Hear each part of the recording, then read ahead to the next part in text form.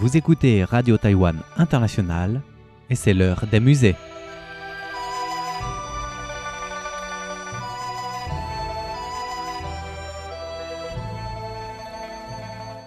Chères auditrices et chers auditeurs, comment allez-vous?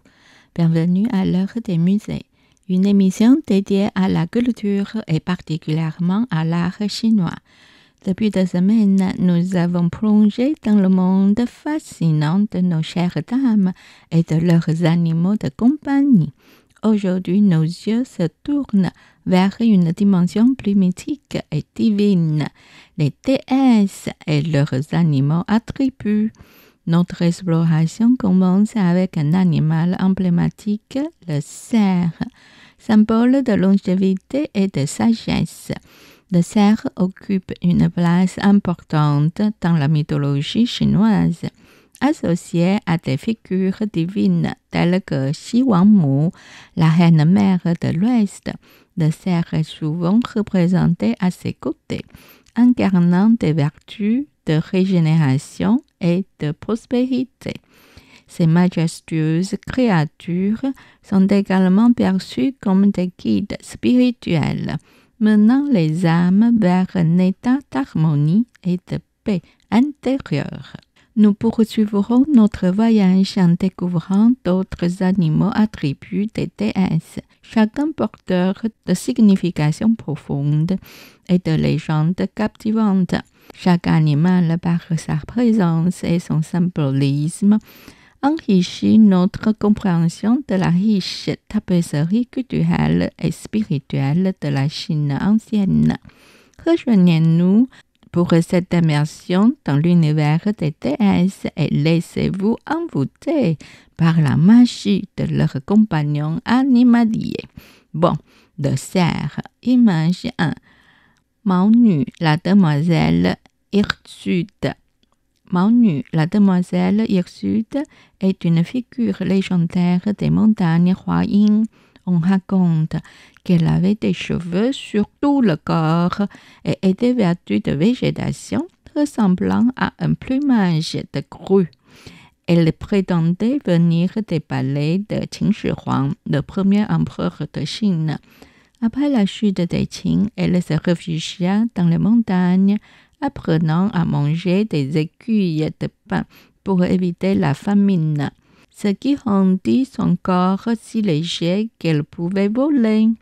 Selon les annales étendues de l'ère Taiping, 2 anciens, Tao Taibai et Yin Zixu, se lièrent d'amitié et voyagèrent sur les sommets des montagnes Song et Hua. Ils rencontrèrent Mao Nu et un autre ermite des Qing. Après avoir reçu la résine de pain et les noix d'immortalité, ils se retournent pour les saluer, mais les trouvèrent disparus. Image 2. Coupe en jade avec crans en forme de figure. De qualité légèrement verdâtre et chatoyante, cette coupe est ornée en bas-relief d'une scène de personnages sur toute sa surface extérieure. D'un côté, 6 personnages sont sculptés. Un vieux homme au centre, servi de 2 femmes tenant des éventails derrière lui. Puis une personne semblant montrer le chemin, et en avant, 2 femmes tenant des plateaux de paysages ou des vases de fleurs.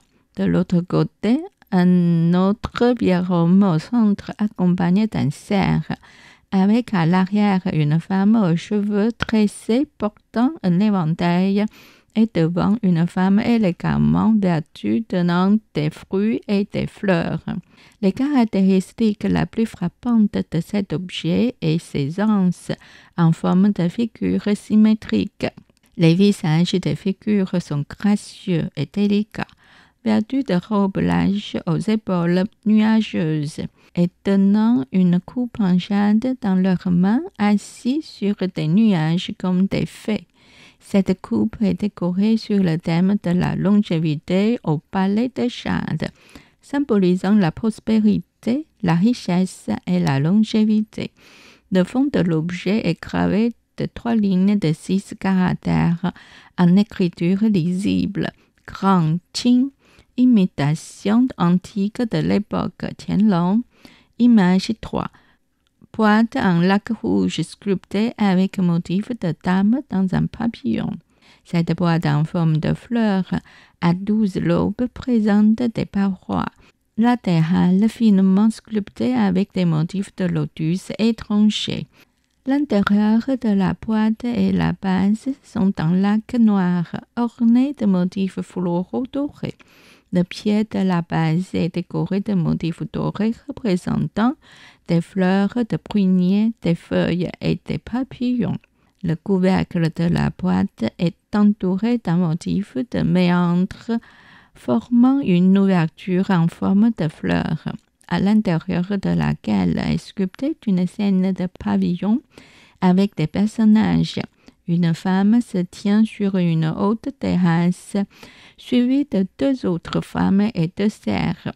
Sous le pavillon, il y a de l'eau entourée de montagnes, de rochers, de nuages flottants et de pins, évoquant une scène paradisiaque. Doté d'une importance majeure pour les Chinois des steppes, le cerf symbolise la richesse et la longévité.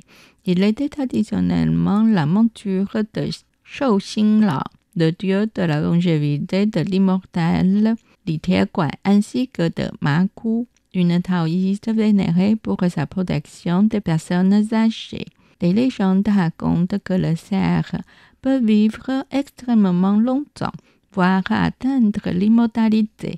Selon ces récits, sa fourrure devient grise à 1000 ans, blanche comme la neige 500 ans plus tard, et ses cornes noires marquent son ascension à l'immortalité.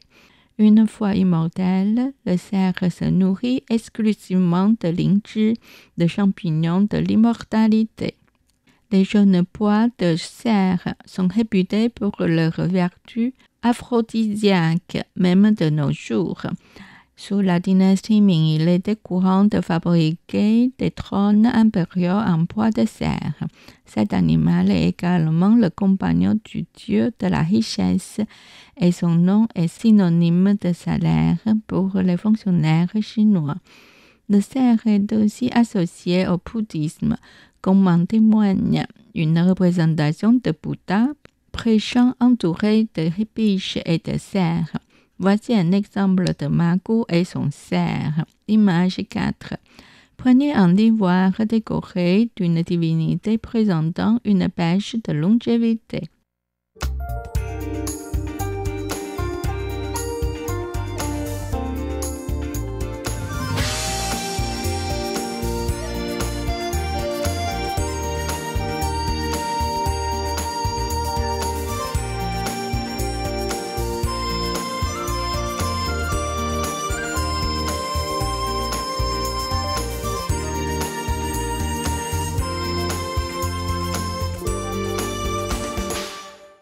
Ma Gu est une immortelle qui représente la longévité. La source la plus courante à son sujet est le livre des immortels. Durant la dynastie Han de l'Est, immortel Wang Fangping est descendu chez la famille Cai Jing, accompagnée de Ma Gu. La dernière n'avait l'air que 18 ans ou 19 ans, avec une apparence gracieuse et belle. Pourtant, elle disait avoir déjà été témoin des changements du monde à travers les âges. Les générations suivantes utilisent souvent le thème de Ma Gu, offrant des vœux de longévité pour célébrer l'anniversaire des femmes. L'objet est entièrement sculpté en forme d'une élégante dame en costume ancien, avec une coiffure haute et des cheveux tombant en cascade. Elle tient un vase haut dans ses mains, accompagné d'un cerf à ses côtés. Le tout reposant sur un nuage stylisé, la sculpture est d'une grande maîtrise. Cette poignée en ivoire finement sculptée représente une divinité tenant une pêche, symbole d'immortalité dans la culture chinoise. La divinité est représentée avec des détails délicats, notamment dans les plis de ses vêtements et l'expression de son visage. démontrant une grande maîtrise artisanale. L'ivoire, matériau précieux, ajoute une touche de raffinement à l'ensemble, faisant de cette pièce un objet à la fois utilitaire et ornemental. À l'extrémité de l'objet se trouve un long trou pouvant être rempli de poils, transformant ainsi l'objet en pinceau. Actuellement, il est rempli de poils de chèvre. C'était l'heure des musées réalisé et animé par Miao Yonghua, diffusé depuis Taipei, Taïwan.